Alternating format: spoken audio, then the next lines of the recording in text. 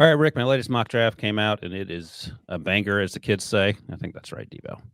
I'll go through the picks, and you just Yeah, it's kind of like drip my dress on on the stage. Jackson Powers Johnson giving you fashion tips was something to behold. That's on YouTube as well. Bears, Caleb Williams. Commanders, Jaden Daniels. You okay with that? Jaden to Commanders?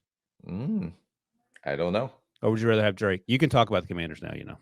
No, I can't because Okay. it's a disclaimer. I will be ever. I'm like the Scarlet Letter. I'll always be bandaged for the rest of my life talking about But you should have a Scarlet R because the arm joke you just told. arm. Yeah, you're pirate Spielman.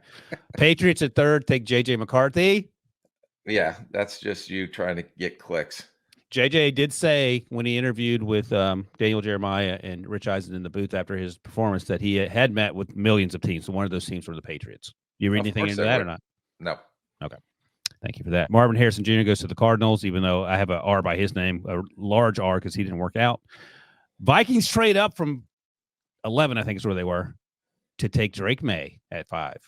I could see that if they're able to trade up that high to go get Drake May, that is not out of the realm of possibility. And I just assumed earlier when I wrote this up that Kirk Cousins lands at one of the other teams, Denver, wherever that needs a quarterback, Atlanta. I think, Right. and I'll And get to my, and and this for me would be a reaction move as you're uh-huh. sitting there watching, but you're actually starting to call these people. Well, this high, you're calling them before the draft. And for example, when the Bears are on the clock, you're making a call if our guy's there, and then you start working on these deals even before it comes down to that point. But we would go down the list. Okay, Cardinals. No, they're not. We're not going to be able to get a deal done with them. Okay, uh, who was 5 before? Oh, the who they It, trade with? Chargers. Chargers. Yeah, maybe. So, and then it's like if our guy's there, if our guy's not there, then what would you want? So you start working on the parameters of the deal, and then when you get on the clock, uh, and a lot of times we may have a deal in place, but I'd still wait for the 10 minutes or till about the 7 or 8 minute mark, just to see if anyone wanted to sweeten the pot or not. I So was I was going to ask you how many squeeze balls did you burn through, but it sounds like you were playing Joe Cool. no, those are a lot of squeeze balls. All right, you don't hate that pick, and also noteworthy 4 quarterbacks in the top 5 picks. Is that how unreal is that? That's not unreal. We've seen it happen before. Well, I mean, just with you were pushing back on the JJ McCarthy going that high, so you think he might go in top 5? No, I wouldn't be surprised if he went to 8. So if I want JJ McCarthy, and that's what you're trying to do is not only what you need, but trying to predict what other teams may potentially do.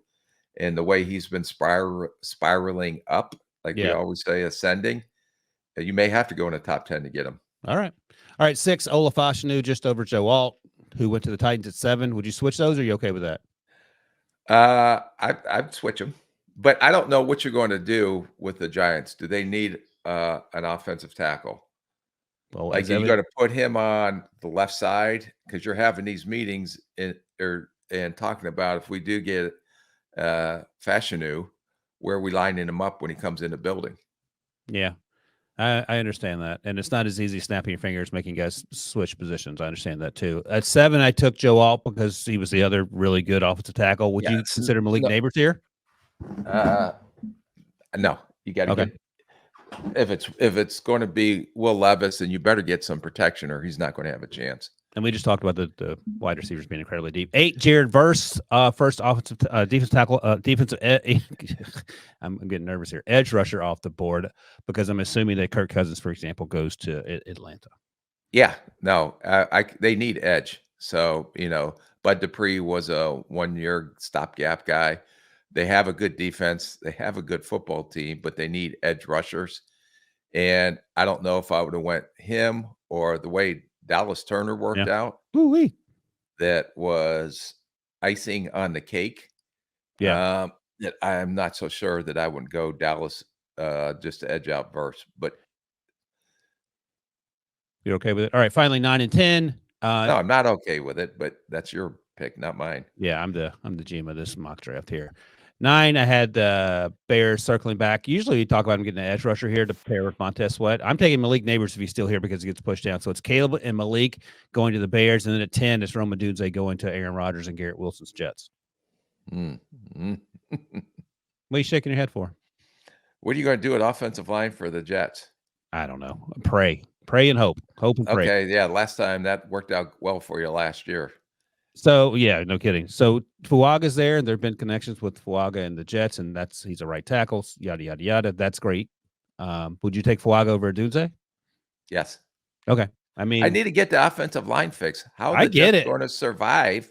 I get And it. Fuaga, he's a good. He's going to start a rookie starter. I get And it. it's going to be a tone setter. How can you pass that up? What'd you say? Latham or Fuaga there? Oh, I'm still going to go with Fuaga there, but I have a little bit of a love fest with Latham too. Yeah, trench But cane, I'm baby. trying not to be a homer, if I can put it that way. I thought Debo was setting you up so he could play the clip, but I don't think he wants to have to go back and bleep out. I do want to just point out that actually there has never been an instance in NFL draft history where 4 quarterbacks have gone in the top 5 picks. We've had 3 in the top 5, but never 4 in the top 5. And I think 4 went in the top 10. I wrote about it a few years ago, and prior to that, 2018, the Baker draft. Put the Baker draft, and prior to that, it was 1949 when Rick was watching MASH. All right. Hey, let me ask real quick. Oh, This is topical. This also applies to me. It looks like Jason Kelce is having a press conference today at 1:00 to announce his decision. Oh. I think if you have a press conference like that, we assume it means retirement. And not to announce that he's coming back. Right. Yes. Ryan, I know in your latest mock, what I do. you have Leatu Latu dropping to 22, which would be pretty cool with me. But if Kelce's gone, I know you have Jackson Powers-Johnson off the board 2 picks earlier, I think, to your Steelers. I told you after you interviewed him, I want him as the Kelce replacement. How do you think that changes kind of the Eagles' thoughts around 22? So, Rick, if you know the Steelers like Jackson Powers-Johnson, you're 22. Are you trading up? If that's your guy, depending on if I have any options, what do you think, Frazier, center from Graham Barton, West Virginia? Yeah. Do you think, because I think, is Barton still available? Yeah. At your pick? So I wouldn't trade up because I think you can. I wouldn't take Frazier in the first, but Graham Barton could become a interesting topic of discussion there.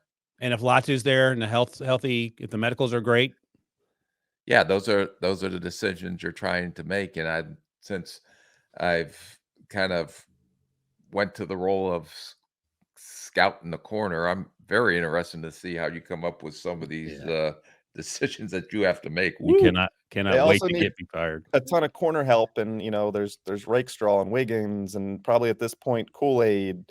They also have 50 and 53. I was just kind of curious based on that. Where's the depth, and what players what positions will you be able to fill at 50 and 53?